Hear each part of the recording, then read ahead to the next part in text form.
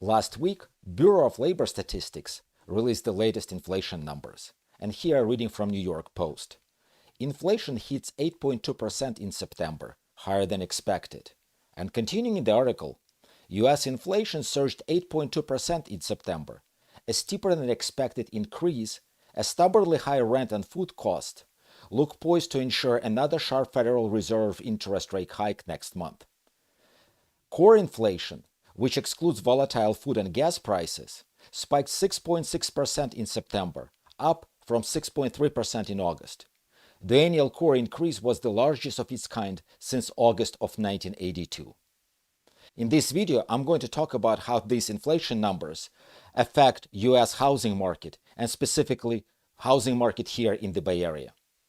This is Michael Tallis with the Tallis team.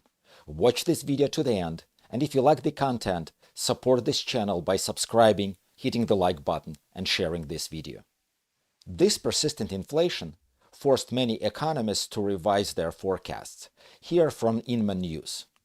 For the first time, Fannie Mae now expects home prices to fall next year. Is that the bubble burst many people were waiting for? Again, from the economists at Fannie Mae. While affordability measures are very stretched, and median home prices are well deviated from their historical relationship to typical household incomes, what a way to say that homes are not affordable! We do not anticipate that home prices declines will result in repeat of the great financial crisis. Due to the minimal use of adjustable rate mortgages, teaser rates, and exotic mortgage products, relatively few current single-family borrowers are subject to payment shocks from rising interest rates in the way many borrowers were in 2006-2008. Indeed, many homeowners we're working with were able to refinance at rock-bottom interest rates in 2020 and 2021. Let's continue with the article. National home prices projected to fall. Looking ahead to full year 2023, on national basis, we expect an average home price decline of 1.5%. Given the ongoing tension between potential home buyers and home sellers at the moment, we believe the pace of sales is likely to slow even further too. And it seems like Bay Area is leading the nation. While Q3 median home sale price nationwide increased 13.2% year over year, in the Bay Area, home prices increased by less than 1%. And I'm not going to predict how the prices will develop in the future. Again, from the article. In a February 10th forecast, Fannie Mae economists envision annual home price appreciation would cool to single digits in the second half of 2022 and gradually fall to 3.3% by the final quarter of 2023. What a dramatic change in forecast in just half a year.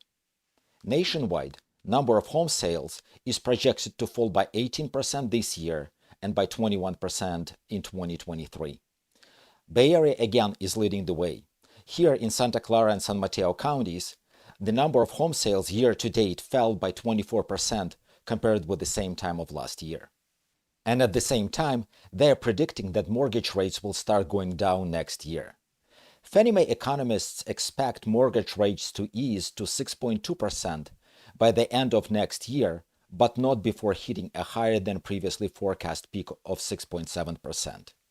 Well, this prediction is extremely unreliable. If you read further, last month, Fannie Mae economists said that they expected mortgage rates to top at 5.7%.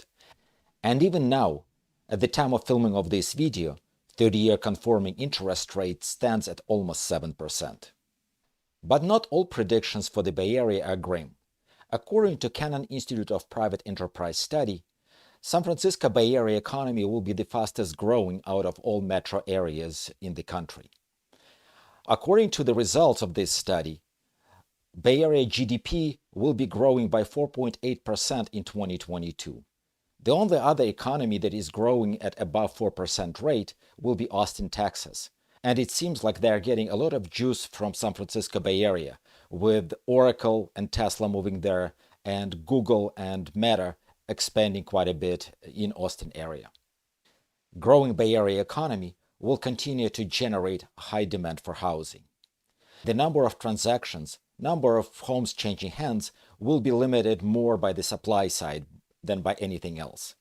One of the side effects of higher interest rates is so-called lock-in effect, when existing homeowners have their homes financed at much lower rates than are currently available on the market. That will limit the number of discretionary sellers. There is no reason to put your house on the market and then pay much higher interest rates on your new home. In response to growing interest rates, lenders started to offer interest rate buy-down programs, when you can reduce your interest rate either for the whole duration of the loan or for the first 2 or 3 years.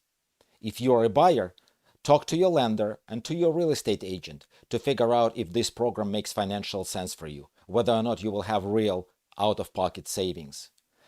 And if you're a seller, talk to your realtor to figure out if it's worth offering to pay buyer discount points in order to provide incentives for buying your home. This is Michael Tallis with the Tallis team. If you are thinking about buying or selling a home within next year or even 2, call or text me at 650-766-6100 or email me at michael@tallisteam.com. My contact information is down below in the description of this video, together with all sources I used for this video. And one more thought.